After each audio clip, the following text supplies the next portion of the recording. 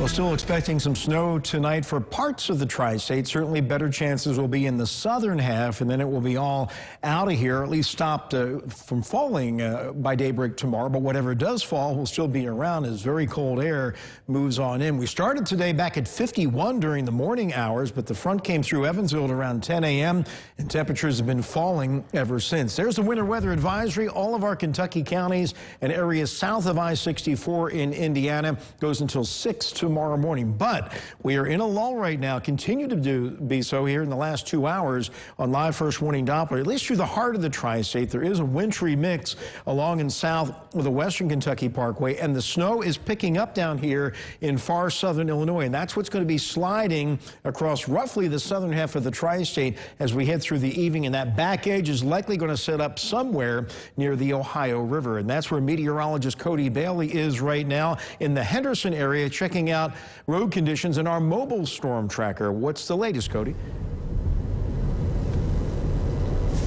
Yeah, Wayne, we actually just crossed over the Twin Bridges and now into the city of Henderson along the US 41 strip. And the good news is, of course, we know wintry events like this, that bridges and overpasses will be the first to freeze. What we could see in both the lanes going back, the southbound and the northbound lanes, some dry patches on the pavement. So that is some good news, again, considering that those elevated surfaces in bridges and overpasses typically are the first to freeze. Right now, again, we are continuing on US 41 going out of the main strip in Henderson, getting close to the 60-41 interchange as well. And this is about the area that a little bit over an hour ago we did encounter one accident. Again, not sure if specifically that was weather related or not, but we have seen some wet pavement and some damp pavement, which again at first glance appears to be wet, but that's kind of the tricky conditions that we encounter with a flash freeze event and some icy roadways, is that it may look to be wet,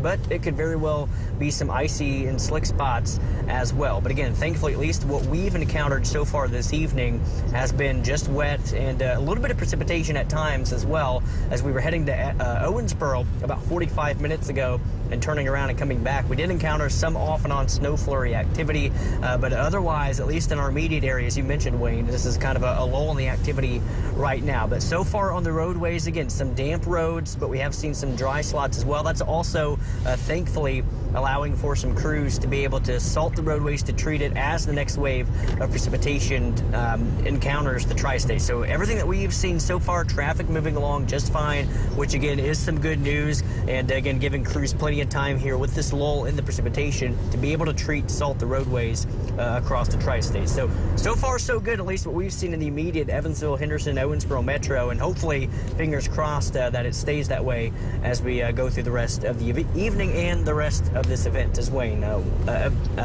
Wayne, we'll send it back to you in the Weather Center.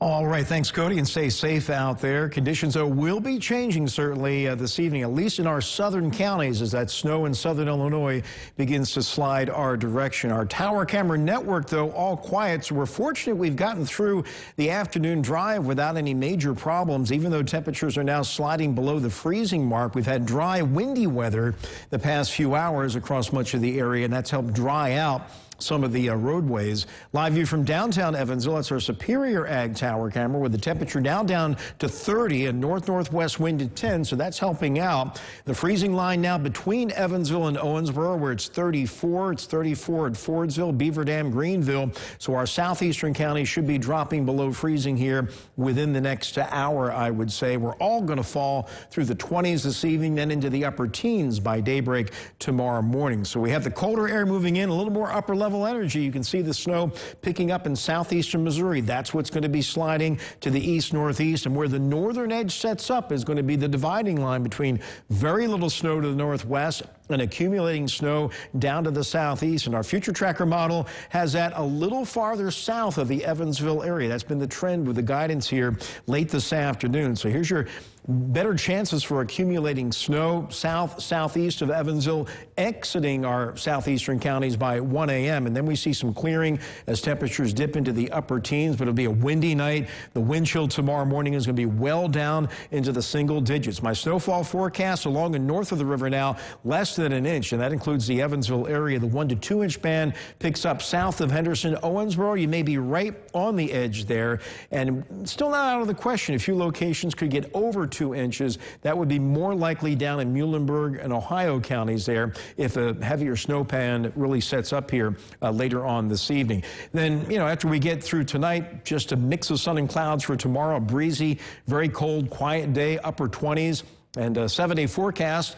Not looking all that active, which is a good thing. 18 degrees will be the low. Winter weather aware days, though, for tomorrow and Friday because of continuous sub-freezing temperatures. We're 28 tomorrow for the high, 14 Friday morning, 29 for the high on Friday, 13 Saturday morning. We finally cracked the melting point Saturday afternoon, but barely at 33 with increasing clouds. A little warmer yet on Sunday as the clouds continue to increase, and we warm up to some scattered showers with a cold front Monday night into Tuesday morning.